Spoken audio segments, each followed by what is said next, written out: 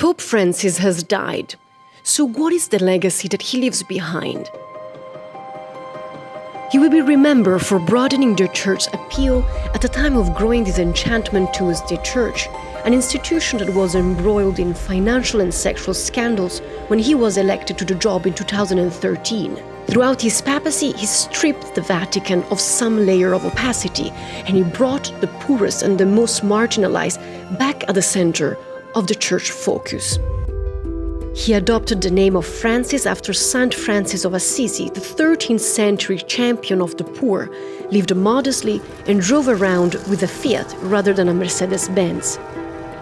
He did not shy away from clashing with US President Donald Trump over plans to build walls or to deport millions of undocumented migrants, and harshly criticized Israel for its war conduct in Gaza. His upbringing in Buenos Aires made him very aware of socioeconomic disparities, something that later turned into harsh criticism of capitalism excess.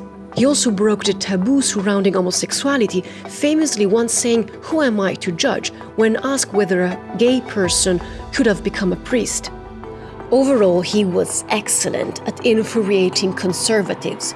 Yet, liberals were also frustrated too, because despite the fact that Pope Francis opened the door to debates that were unthinkable years ago, those shifts never really translated into fundamental changes. He opposed gay marriages, women becoming priests and priests marrying. He even diluted a landmark declaration of same-sex blessings under pressure from outraged African bishops.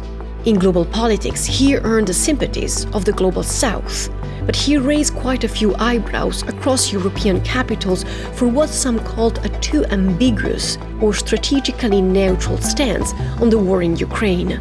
His effort to clean up the Vatican finances were erratic, and while he adopted new rules to hold religious people accountable for sexual abuses, he did not impose the level of transparency that many were hoping for. He left his blueprint on the clerical leadership by adopting more than 2/3 of the cardinals who will elect his successor.